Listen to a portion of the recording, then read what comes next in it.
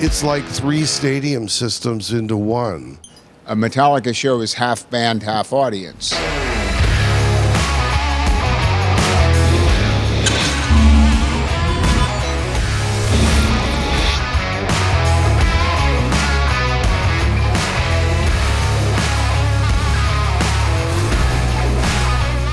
First of all, it's a treat, a rare treat in my career of all the bands that I've worked for to be here mixing Metallica. It is very special. I started in 2021, right fresh out of our time away from human beings. If you were to ask me who my very favorite band would be, I would have to say Rage Against the Machine. Here's why. When these band members step on stage, they go into a different universe and they take care of business. This means they are playing to their full capacity. And Rage Against the Machine was one of my most favorite bands to do that, because when they get on stage, we know the word shred. Yeah, it's beyond shred. And guess who's doing it also? Metallica. There's a lot about Metallica I don't think people know, but these guys are as dedicated as I've ever seen. So when you have that kind of dedication and they hand me the keys to the car, boy, that's really special. That means after all these years, this is my 47th year mixing, I step up. I have to step up to meet that expectation. My name is Chris Rushin, that's R-U-S-H-I-N. I am the system engineer for the 2023 and on Metallica tour. It's a 360-degree stadium tour system designed and deployed by Bob McCarthy at Meyer Sound. There are, 588 speakers in the spec, and we're using pretty much all of them. We went through several iterations. Bob McCarthy, who's been working for Meyer for a long time, is the sound designer on this. The audio and visuals had to work together. So in order to slip the audio in between the video panels, we were given a certain parameter of degrees in which they can land. This is all Bob McCarthy's handiwork, but basically we're given locations where the speakers can go.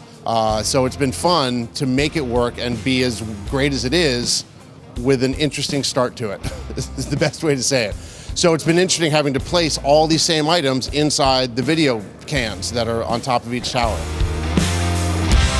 Each tower has 2 hangs of PA, and then inside the can are 2 hangs of subs, 1100s by name, and then 1 hang of VLFCs, which are very, very low, do super sub low content. In fact, they were designed by Meyer Sound to test space shuttle parts, because they can go sonically so low they can destroy electronics. So we actually use those as an effect during the show, and I think it sounds wonderful. So on the end fire, on the long side of any stadium floor, we have 16 deep Panther, 2 per tower, and then on the quote-unquote short sides, they are 13 deep. We still have the same amount of subs inside. Around the floor, there are 24 front fills and another 16 subs under the stage. And then on the inner ring, which is a web of cable hung from all the towers, there are 8 sections of 7 Panther each, with another 8 UPQs facing the Snakepit on the inside. And each one is on its own handle with its own EQ, delay timing. We have full granular control over every box in the entire system. As with every major speaker manufacturer, they have their own modeling software. So Meyer's version is MAP, and we're using MAP 3D. So we get CAD drawings from the venue, and then using Meyer's team and our team, we look at what the speakers will do in the room. So as an obvious example, the short side of the stadium is closer to the speakers than the long side. So in order to give a consistent feel to every seat in the house, we're doing shading with high frequency and some level changes from tower to tower, just to give everybody the same experience. So we know at front of house how that translates, whether it be seat 1A on the floor or 36Z in the top row. Everybody gets the same show. my first Metallica show, they had something like 96 subs stacked all in front of the stage. I walked in and I said, no, we're going to hang all of those. This was in South America. So I hung not 96 of them, but a lot, most of them, up on the stage. Not only did the band appreciate that because now they're feeling the power, we were just blown away at the texture of low end at the very top in the back. Of course, you have people that are on the ground, they want to get their shorts blown off. I get that, but so does everyone else. The Panther rig is fantastic. It's unbelievable. The horn is probably the best one they've ever designed. I love the dispersion of it. It's got a 3 and 6 dB down point on the sides that is noticeable, but it's appropriately so. We want that sort of edge on there. It's great. I'm surprised at how well it covers everything.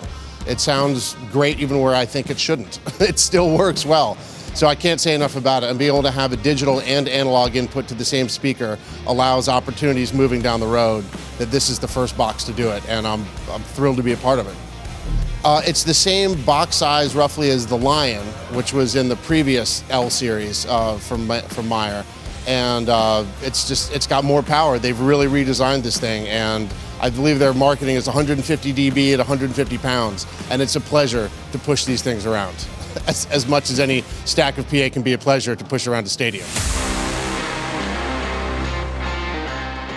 Timeline, it's actually a lot simpler than one would expect because everything runs on a concentric set of circles and rings.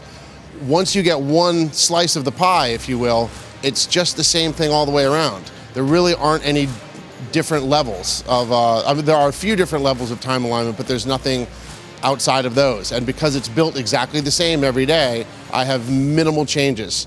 As I was telling you earlier, I think from one show to the last, I did less than 4 milliseconds difference in positions, and before that was 1.3 milliseconds. So everything is very consistent thanks to our steel build crew that puts everything in the same place every day. I have had very little experience with 360, but even if I did have some, I did mix the 40th anniversary. That was an arena show in San Francisco, California, in the round, right? But this is something special. This is on a larger scale that nobody has toured with. It's like 3 stadium systems into one. You know how long I've been mixing? Me and a rarefied group of engineers have always been looking for that reference monitor. You realize before a tour, I go into my studio and I start developing the mix on my favorite pair of speakers. Those are studio speakers. Well, I want to bring that sound that I've developed at home out here in a football stadium. As soon as I plugged my mix into this system, I was in front of one of the largest reference monitors I've ever mixed on.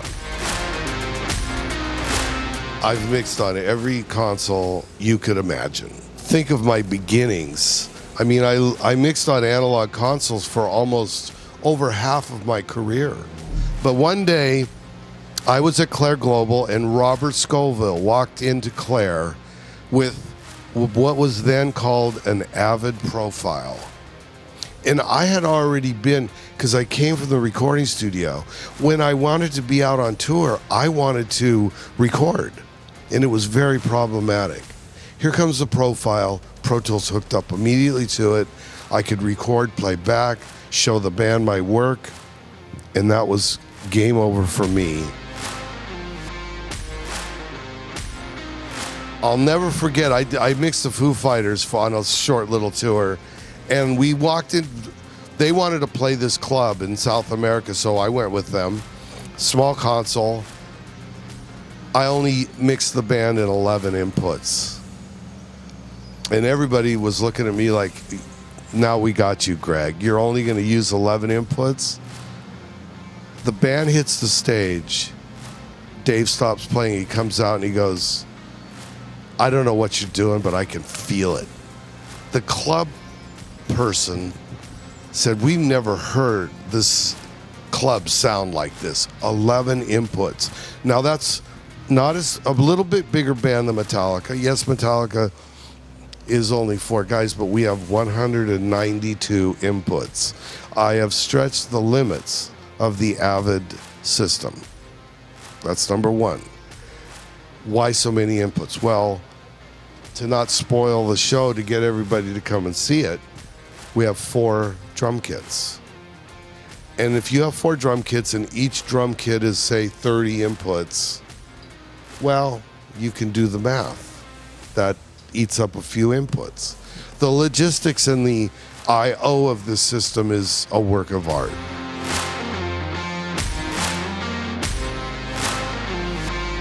So there are 3 redundant digital networks. We have MEP, which is everything runs on AVB, which is audio video bridging. And so the entire network, all 3 of them, we have primary, secondary, and MEP.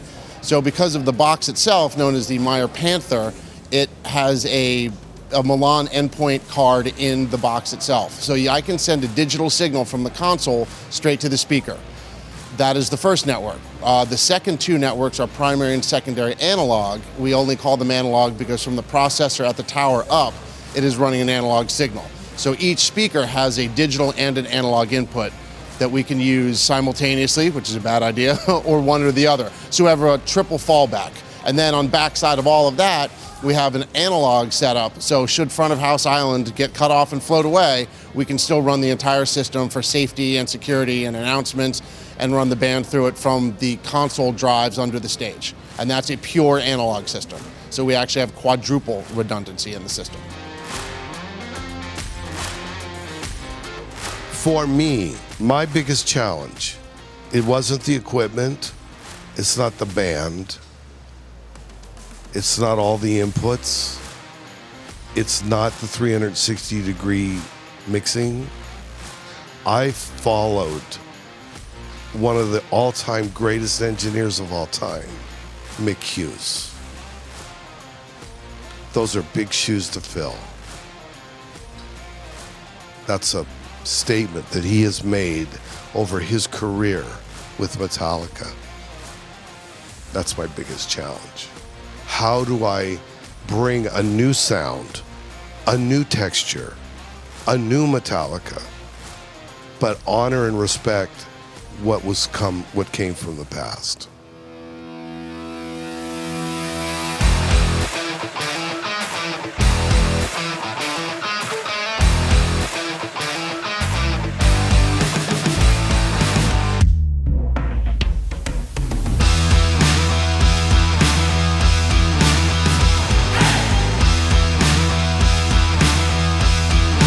My name's Dan Braun, and I'm the guy who designed this little show. Really, it starts with the band, you know, so I've been here a long time. I've worked with these guys for a long time, so hopefully I have some knowledge of what is successful for them, because nobody is buying a ticket to see me. They're coming to see Metallica, and that's what this is about. So it has to be right for the band, and it has to work for the band, and everything starts with the band, everything finishes with the band. So kind of get some ideas and talk about some things and look at some things and make some sketches and kind of think, well, maybe this, maybe that, and talk to the guys and make sure we have something that works. And that all is a longer process before we ever get to making something.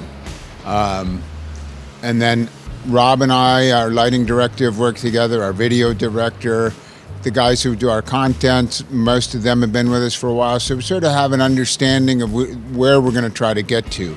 So we're trying to do something that's new, fresh, exciting for the band as well as the audience. When I think of a Metallica show, the first thing I think about is how do we involve the audience in the show? So a Metallica show is half band, half audience. So it's the energy of the band going to the audience bringing that energy back to the band sending it back to the audience, and that cycle is what I think is unique about a Metallica show. And I was a kid who went to shows, so I think about, well, how do we reach the guy who's sitting in the last row? The kid who's standing on the barricade line, who's in the front row, he's having one experience. Well, how do I make the experience special? How do we collectively, the organization, all of us who work on this show, and there's a ton of us, nobody does any of this by themselves, how do we bring that energy that's going on the stage to the guy who's sitting in the last row? And you know, I hope that we have some unique ways of doing that successfully. My name is Rob Koenig. I am the lighting designer, lighting director for the band Metallica. The show is in the round, and that's first and foremost. We wanted to figure out a way, and it's not that the first time that this has ever been done, but it's a very difficult task to run a cost-effective, in-the-round stadium show. Because with stadiums, you don't have a grid to hang from. You don't have your mother grid to hang from. You don't have all of those niceties. So that's why when we think about a U2 360 show in the round with the giant claw, the purpose for the claw was so they had a place to hang things. So that's the first challenge. So Dan came up with this tower system to get us all the lighting and all the video that we wanted while keeping a theme running through it. So the stage sits in the middle of the stadium, round. I actually don't know the circumference or the diameter of it, but I do know that 14 laps around the stage is 1 mile. I've heard that statistic quite a bit. And then the 8 towers wrap around the stage with lighting and video on each of the towers. Metallica was the first band that I know of that put people in the stage many years ago with the Snakepit. And the circle that's in the center of the stage is just a new version of that, just like the yellow on the album cover is a new version of where they're at, and kind of a refreshing continuation of the journey of Metallica. On each one of the towers, we have a very light 3600. We had a shootout in December this past year where we looked at a few different fixtures, but I felt the 3600 was the cleanest, the sharpest. It was the most elegant of the fixtures that we were looking at. I really enjoyed the look of it. The top and the bottom of each one of the towers has 9 on top, 9 on bottom. So that's 72 fixtures on top, 72 fixtures on bottom. So that's a total of 144 of the VL3600s. Married up with each one of those is a Chauvet Color Strike M, which is their LED moving head strobe. So there's also 72 on top, 72 on bottom with those as well.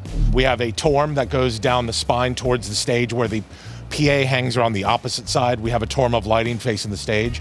And those are all Robe BMFLs. We have 56 of those. And then the bottom 2 lights of each one of the torms is our follow spots, which are BMFL wash beams, LTs, long throws, running through a Robospot system. Moving from there to the stage, wrapped around the stage, we have 48 Claypack E Sharpie Aqua Pluses. They're all on the monitor shelf. 24 SGM Q7s for some uplight for the band. Roughly 40 of the TMB Mozart 1s for some uplight at each of the mic positions. Wrapped around the stage, we have the new SGM VPL Touring, so that helps define the circle of the stage and the steps. And then moving out into the house, you can see in the far corners, we have 8 positions of 9 each, 72 again, of the new Elation Excalibur. Robospots are the spots that follow the band members around the stage. We track them on the stage. For instance, these 2 are Lars, so they'll be on the drum kit. And if he gets out of the drum kit, we follow him. We have 16 Robospots. 2 are MDC'd or multi-device controlled per station, which means that any given time there are 4 lights on each band member. Since we have the big donut, the 360 stage, we need to have 4 lights per. That way you hit them at every single angle. So we have 24 individual screens, which make up the 8 towers. Each tower requires a media server on its own. So in order to have fail-safes, we have a second server for each tower. And the way we treat it is it's not 24 individual screens. It's one large canvas that we can put any picture anywhere on it that we so choose. So we really try to not duplicate the imagery across all 24 screens. And that has opened up a lot of doors and also a lot of challenges, much again like the arena show we did with all the cubes. The surface isn't just as easy as putting a camera up on a flat wall. We really have to think about how does this show to the crowd and which parts of the stadium can see this picture, and is anybody feeling left out for not seeing this picture, and so we need to have that ability to put the pictures on any screen and not just all of them.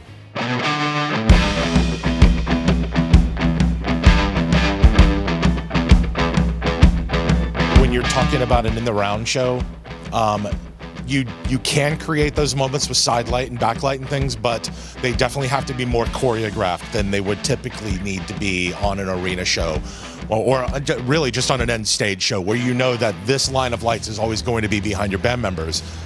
Well, our stage has an open interior as well, which is the snake pit, so I don't know which way our guys are facing at any given time. You can be a little bit forgiving when it comes to, say, spotlight contamination on a performer, things like that, to get some of the desired effects that you want to. But if we know, like, for example, Fade to Black, James is going to his acoustic guitar, which is always going to be here, those can make some really nice magical moments. The rest of the time is basically guessing on where the band is going to be, how they're going to react. So I have a lot of ways in the console to be able to get around that. Each city gets 2 nights. So the premise of the show from the band was no repeat weekends, kind of the old radio thing, right? So no repeat weekends. And so they wanted to have a show where they have a unique set list to every night. And a unique set list for each night 1 and night 2. So if you're in the same city, you're not going to come back, you're not going to see the exact same set list, you're not going to hear any repeats whatsoever. So if you've bought 2 tickets, you're going to hear all new songs each night. The order may shift around city to city as well. That was a challenge in itself in trying to organize color and things like that, because at the last minute they may decide that they're going to flip the whole set list upside down, take this half, put it back here, throw these around here, add these 3 new songs. So we had to be ready for a lot of that. So we have roughly 50 songs programmed at this point. The band plays 32 over the weekend, so we have a lot of alternates that we can go to. And then if they want to go and they go into a deep cut that we don't have ready, we basically have a punt page. But everything else for every other song is a cue list with a handful of bump buttons. So for example, we go into Creeping Death for tonight. My master cue list is right here. And that's what I'm primarily focusing on. And then there's just a couple buttons over here that I use for bumps, but everything is cue listed out. The main reason I stay with cue lists as opposed to having more of a busk style show is there's a lot going on I have to pay attention to. I have to pay attention to where the band members are at any given time. I have a sidekick that sits next to me. His name is John, and he helps out with the spotlight situation quite a bit. He operates spotlights as well as has an overhead camera view that he can help correct them, because sometimes they cannot see where their shadow is on their light. So he's talking to them constantly, and I can concentrate on the rest of the show, take a look at things, make notes, what needs to be changed, but primarily watching and making sure that I understand where everybody is at all times. This is very imperative on this show. It really is, to make sure that you know what's going on, where they're at. So that's very freeing having that there. But that's pretty much how we operate the show. Most of the spotlights, since we're running with a Robospot system, the colors are embedded in the cue lists, but the operation of the spotlights is still somewhat analog, and we have it over there because it is a fluid show. It is not a time-coded show that they may change things. They may screw up an intro. They may be humans for a moment, do something different. They may talk a little longer. So there's all these little things that we don't know. So we don't put any of the spotlight intensity things into the cue list. We allow the operators to do that. But otherwise, that's pretty much the operation of the show. We've streamlined it very much.